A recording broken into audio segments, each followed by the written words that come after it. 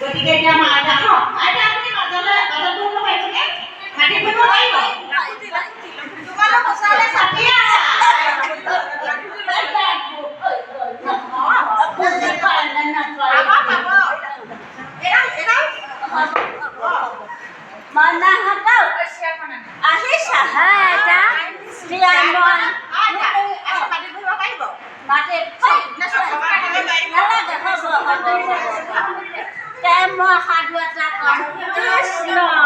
কৃষ্ণ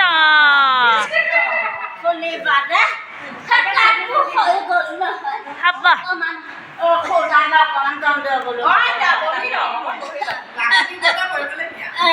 লাকতি এই বহি যাক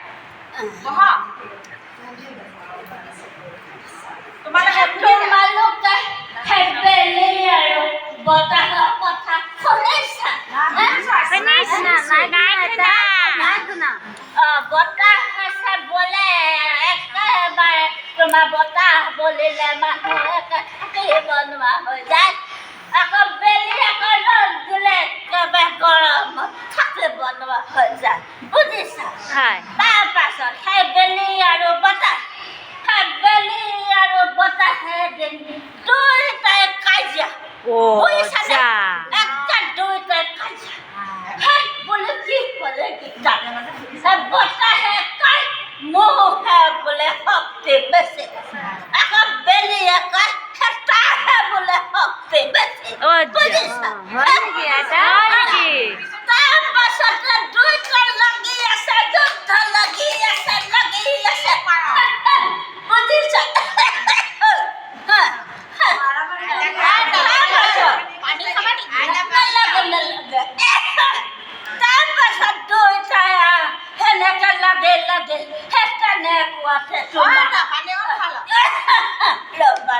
পানী অকণ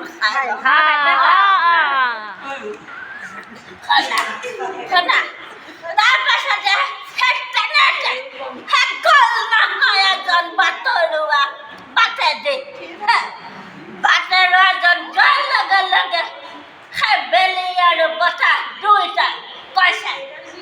সেই বাটৰুৱাজনৰ গাত কিন্তু এখন চাদৰ মেৰিয়াই গৈছে দেই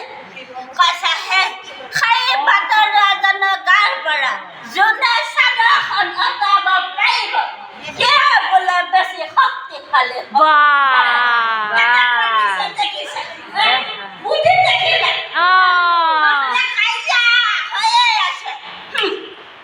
তাৰপাছত বেলিয়ে ক'লে কাৰ বাল পৰিব বতাহে কৈছে কাৰ বাল পৰিব এতিয়া তাৰপাছতে বতাহে কৈছে ঠিক আছে মোৰ বাল পৰিব এতিয়া মই এতিয়া মোৰ শক্তি প্ৰয়োগ কৰিম তাৰপাছতে একদম বতাহ একদম দিলে শক্তি প্ৰয়োগ কৰি বতাহ বলি আছে প্ৰচণ্ড জোৰে বগি আছে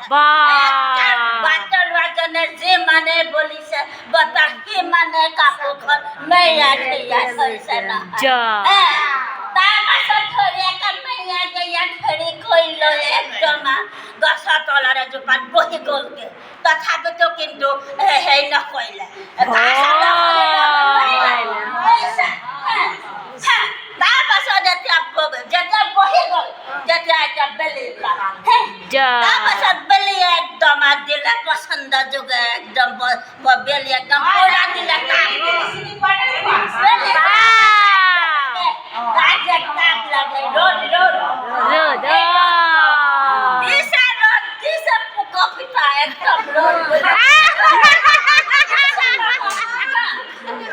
থাকিব নোৱাৰে গোটেই কাপোৰ চাপোৰ পেলাই একদম গছৰ তলত গৈ একদম জপাই গৈ বহি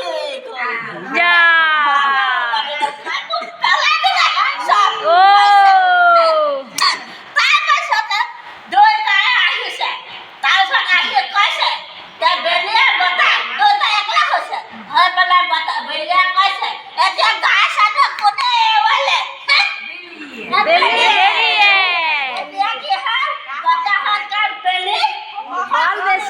বেছি